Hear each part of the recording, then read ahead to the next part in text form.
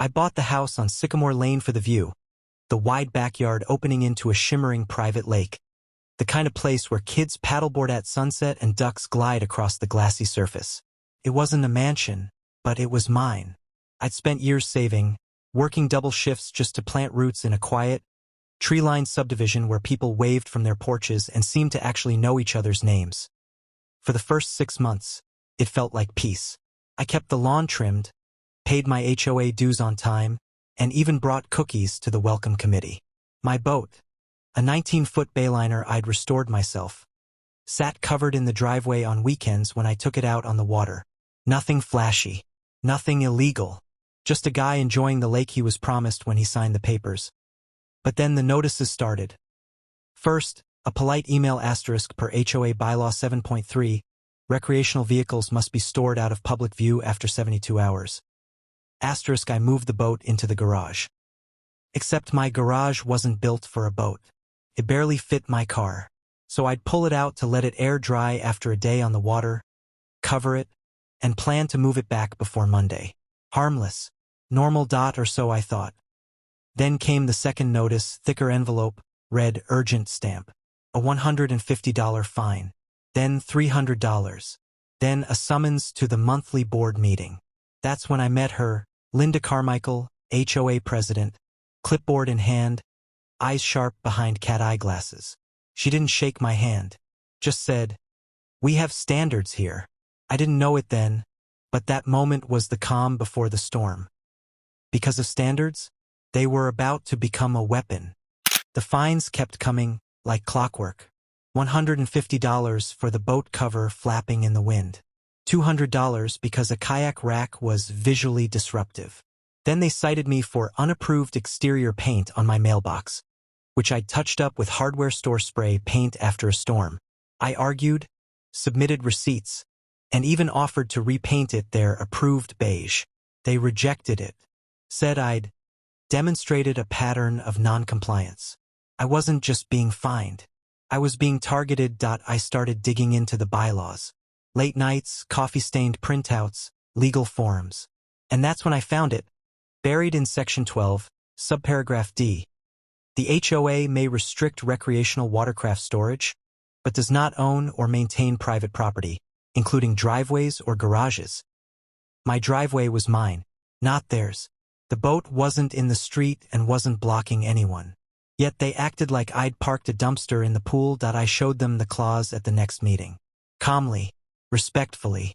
Linda didn't blink.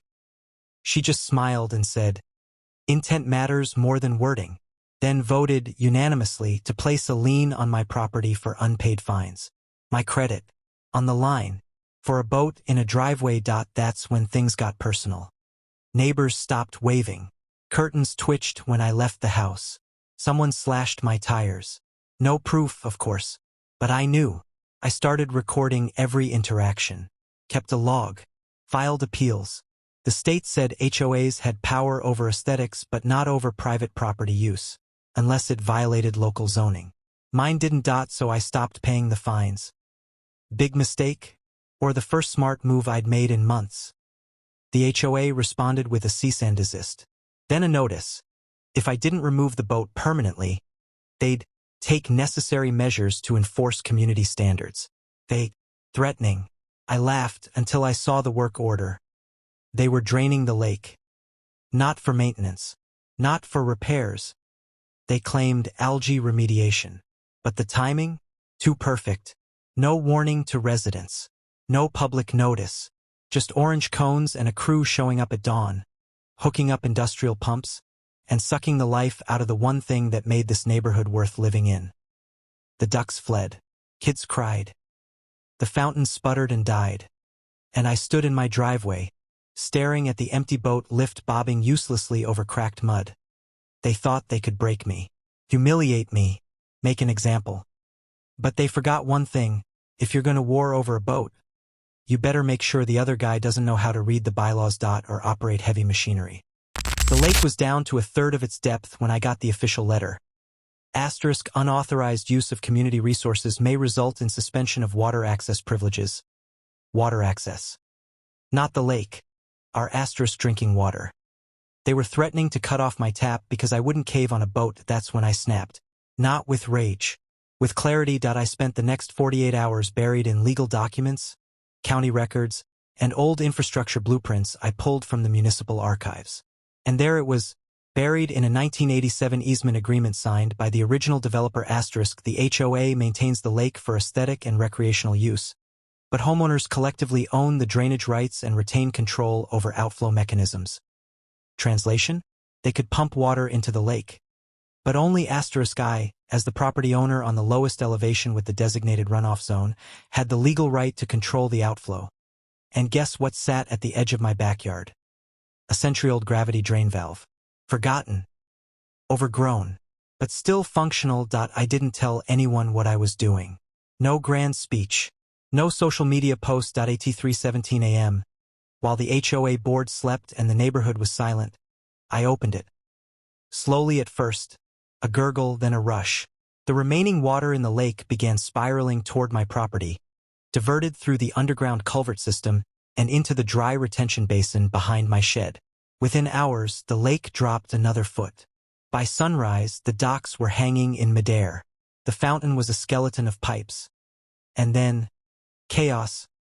Neighbors ran outside in robes and slippers. Someone called 911. The fire department showed up, thinking there was a leak. Then the HOA president arrived, face purple, screaming into her phone. I stood on my back deck, coffee in hand, citing the easement by law. "You're draining our lake," she shrieked. "No," I said calmly. "I'm exercising my legal drainage rights, just like you exercised yours. Only difference." I paused. "I'm following the law." She called her lawyer. He called mine. By noon, the county had issued a temporary injunction, halting both sides from altering water levels. A mediator was assigned. But the damage was done. Photos of the cracked lakebed went viral. Local news picked it up. *HOA versus homeowner. War over boat turns lake into mud pit. Petitions flooded in. Other residents came forward. Fines for bird feeders, Christmas lights, and even clotheslines. Pattern emerged. Linda wasn't enforcing rules. She was weaponizing them. At the emergency board meeting that Friday, the room was packed. Cameras rolling. Reporters in the back. I didn't speak first. I just handed the mediator a folder, 3 inches thick.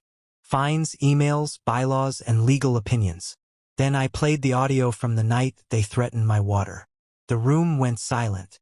Then gasps, because as the recording ended, Linda stood up, pointed at me, and said, "He's a menace to this community." And in that moment, the entire room turned. Not on me, on her. People stood up. Neighbors I hadn't spoken to in months. Shouting about fines for dandelions, for potted plants, for walking dogs after 7 p.m. It wasn't about the boat anymore. It was about power. And it all came crashing down that night. When the vote was called, it wasn't even close. Linda was removed. The fines were voided. And the board agreed to revise every bylaw publicly, transparently. As I walked out, a woman I'd never met pressed a note into my hand. "Thank you, it said. "We were all too afraid to say anything." And that's when I realized I wasn't the problem. I was the spark. The lake eventually refilled, slowly, with spring rains and a new, transparent HOA committee overseeing the restoration. The docks were repaired. The fountain sputtered back to life. But something fundamental had changed. Not just in the water levels, in the power structure.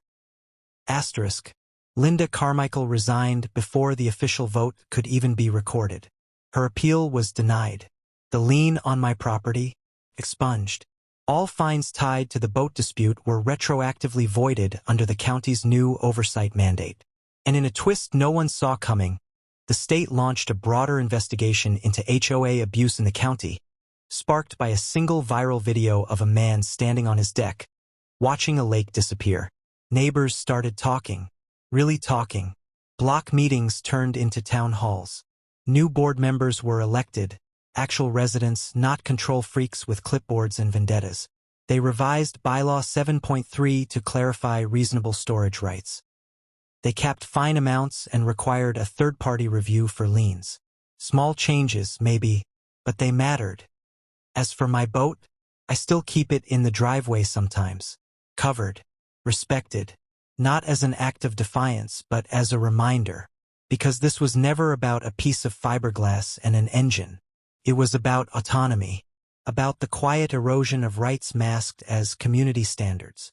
About how easily a group of unelected volunteers can turn a peaceful neighborhood into a surveillance state over a kayak rack and a splash of paint. I didn't want war. But when they came for my freedom in the name of aesthetics, I refused to back down. And the fallout? It rippled far beyond Sycamore Lane. 3 other HOAs in the county dissolved their boards within 6 months. Residents in 2 more filed class action lawsuits over illegal fines. A bill was introduced, dubbed the Homeowner Protection Act, to limit HOA enforcement powers and increase transparency. It didn't pass overnight, but it was introduced. And that's more than most people ever get. I still live here. Same house. Same view.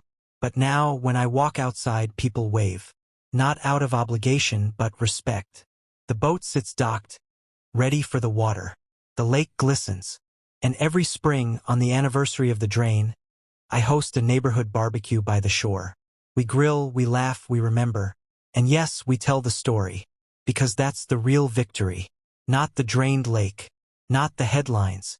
It's knowing that when an institution forgets it serves the people can push back. So ask yourself, what would you do if your HOA came after something that was rightfully yours? Would you pay the fine and stay quiet? Or would you read the fine print and pull the plug? Because sometimes, all it takes is one person who refuses to look away. One person who says, enough. And suddenly the whole system trembles.